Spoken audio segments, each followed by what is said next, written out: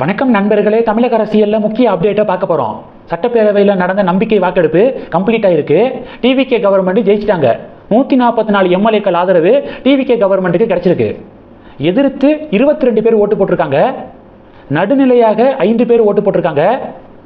வாக்கெடுப்புலேயே பங்கேற்காதோர் 60 பேர். இதில் தனித்தனியாக பிரித்து நம்ம ஆய்வு செஞ்சு பார்க்கலாம்.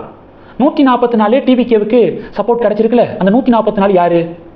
டிவிகேவுக்கு 105. என்னடா 108 தானே, 105ன்னு சொல்றியடா அப்படின்னு சில பேருக்கு டவுட் இருக்கும். விஜய் ஒரு எம்எல்ஏ பதவியை ராஜினாமா பண்ணிட்டாரு, 107 ஆயிருச்சு. சிவகங்கை மாவட்ட திருப்பத்தூர் தொகுதி எம்எல்ஏ வாக்கெடுப்பில் பங்கேற்க கோர்ட்டு தடை விதிச்சிருந்தாங்களா, அப்போ 107 106 ஆயிருக்கும். சபாநாயகர் ஒருத்தர் 105, விசிக 2, கம்யூனிஸ்ட் கட்சிகள் 4, ஐயுஎம்எல் 2, காங்கிரஸ் 5. இதை கூட்டினீங்கன்னா திமுகவுடைய கூட்டணியில் இருந்த கட்சிகள் இதை ஆட் பண்ணிங்கன்னா 2, 6, 11, 13. 105 டிவிகே, 13 டிஎம்கேவோட கூட்டணியில் இருந்த கட்சிகள், அப்போ 118. மன்னார்குடி எம்எல்ஏ 1, 119. பேலன்ஸ் எவ்வளவு மைனஸ் பண்ணிங்கன்னா 25 எம்எல்ஏக்கள். இந்த 25 எம்எல்ஏக்கள் தான் எஸ்பி வேலுமணி தலைமையில் இருக்கக்கூடிய அதிமுகவுடைய சட்டமன்ற உறுப்பினர்கள் 25 பேர். எதிர்த்து ஓட்டு போட்டவங்க 22 பேர். எடப்பாடி பழனிசாமி தலைமையிலான அதிமுக எம்எல்ஏக்கள் நாங்கள் எதிர்த்து தான் ஓட்டு போட போகிறோம் அப்படின்னு சொன்னாங்கல்ல, அவங்க 22. அப்போது அதிமுக கேம்பில் மொத்தம் 47. அதில் எஸ்பி வேலுமணி தலைமையில் 25 பேர் இருக்காங்க. எடப்பாடி பழனிசாமி தலைமையில் 22 பேர் இருக்காங்க அப்படிங்கிறது கிளியர் ஆயிடுச்சு. திமுக எம்எல்ஏக்கள் பார்த்தீங்கன்னா வாக்கெடுப்பில் பங்கேற்கலை, அவங்க வெளிநடப்பு பண்ணிட்டாங்க. நடுநிலை 5. இந்த 5ல் 1 பிஜேபி எம்எல்ஏ போஜராஜன் எதிர்த்தும் ஓட்டு போடலை, ஆதரவாகவும் ஓட்டு போடலை, நடுநிலை அப்படின்னு சொல்லிட்டு அறிவிச்சிருக்காரு. ஆக மொத்தம் 47 ஏடிஎம்கே எம்எல்ஏல 25 எஸ்பி வேலுமணிக்கு சப்போர்ட் பண்ணுறாங்க, 22 பேர் இபிஎஸ்க்கு சப்போர்ட் பண்ணுறாங்க. இபிஎஸ்ஸை விட எஸ்பி வேலுமணிக்கு தான் எட்ஜ் கூட.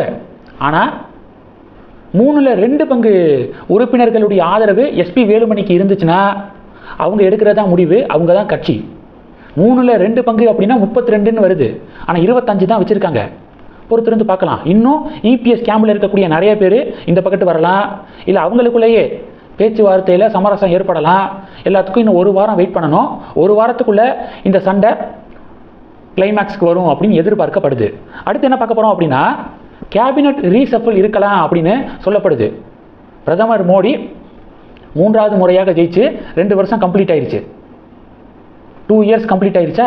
இப்போது மத்திய அமைச்சரவையை மோடி மாற்றி அமைக்க இருக்காராம். பாஜக தொண்டர்கள், தமிழக பாஜகவினர் மாற்றி அமைச்சுக்கோங்க தலைவரே. எல் முருகனை மட்டும் கேபினெட்லேருந்து தூக்கிடுங்க. அவர் மத்திய அமைச்சராக இருந்து ஒரு மீடியா மீது கூட நடவடிக்கை எடுக்கலை. பாஜகவுக்கு எதிராக ஃபேக் நியூஸை பரப்பக்கூடிய ஒரு மீடியா மீது கூட நடவடிக்கை எடுக்காமல் சும்மா இருக்காரு. அவர்கிட்ட பொறுப்பு இருக்கிறதுக்கு பதிலாக வேற யாருக்கிட்டையாவது பொறுப்பு இருந்தால் கூட அவங்க இந்நேரம் தமிழக மீடியாக்கள் செய்யக்கூடிய அட்டூழியங்களுக்கு ஏதாவது ஒரு செக் வச்சுருப்பாங்க. இவர்கிட்ட இருக்கிறது வேஸ்ட்டாக தான் போகுது அப்படின்னு தமிழக பாஜக தொண்டர்கள் சில பேர் பதிவுகள் போடுறாங்க. இது 2. 3வது என்ன பார்க்க போகிறோம், கூட்டணி கட்சிகளுக்கு எப்படி அங்கீகாரம் கொடுக்கறது அப்படிங்கிறத பாஜக கிட்ட மற்ற கட்சிகள் பாடம் எடுக்கணும், டியூஷன் வரணும் அப்படின்னு ஒரு செய்தி பகிரப்படுது. அசாமில் மொத்தம் 126 சீட்டு, மெஜாரிட்டி மார்க் எவ்வளோ, 64. பிஜேபி மட்டும் 82 தொகுதிகளை ஜெயிச்சிருக்காங்க. மெஜாரிட்டி 64 தான், பிஜேபி மட்டும் 82 தொகுதிகளை ஜெயிச்சிருக்காங்க. அவங்களே கூட்டணி கட்சிகளுக்கு ஆட்சி அதிகாரத்தில் பங்கு கொடுக்காம ஆட்சி செய்ய முடியும். ஆனால் கூட்டணி தர்மத்தின் அடிப்படையில் தங்களோடு கூட்டணி அமைத்த பிபிஎஃப் அப்படிங்கிற ஒரு கட்சிக்கு மினிஸ்ட்ரியில் இடம் கொடுத்துருக்காங்க. ஏஜிபி அப்படிங்கிற பார்ட்டிக்கும் மினிஸ்ட்ரியில் இடம் கொடுத்துருக்காங்க. இதை தான் தேர்தலுக்கு முன்னாடி அண்ணாமலை வலியுறுத்தினார். ஆட்சி அதிகாரத்தில் பங்கு வேணும் அப்படின்னு வலியுறுத்தினார். அவருடைய சப்போர்ட்டர்ஸும் பாஜகவுடைய தொண்டர்களும் வலியுறுத்தினாங்க. உடனே அண்ணாமலை கூட்டணியை உடைக்க பார்க்குறாரு, கூட்டணி தர்மத்துக்கு எதிராக பேசுகிறாரு, ஆட்சி அதிகாரத்தில் பங்கு கேட்டால் கூட்டணியை உடைக்க பார்க்குறாரு அப்படின்னு லேபிள் ஒட்டினாங்க சில பேர். ஆனால் இன்னைக்கு பார்த்தீங்களா, மெஜாரிட்டி மார்க்கை தாண்டியும் பாஜக தங்களோடு கூட்டணியில் இருக்கக்கூடிய கட்சிகளுக்கு அதிகாரத்தில் பங்கு கொடுத்துருக்காங்க. இதெல்லாம் திராவிட கட்சிகள் பார்த்து கற்றுக்கோங்க அப்படின்னு பகிரப்படுது இந்த செய்தி. இந்த செய்திகள் எல்லாத்தையும் பற்றி உங்களுடைய பார்வைகளை மறக்காமல் கமெண்ட் பண்ணுங்கள். தொடர்ந்து கணக்கில் இருங்க. அடுத்தடுத்து நிறையா பதிவுகளை பார்க்க போகிறோம். நன்றி. ஜெய் ஹிந்த்.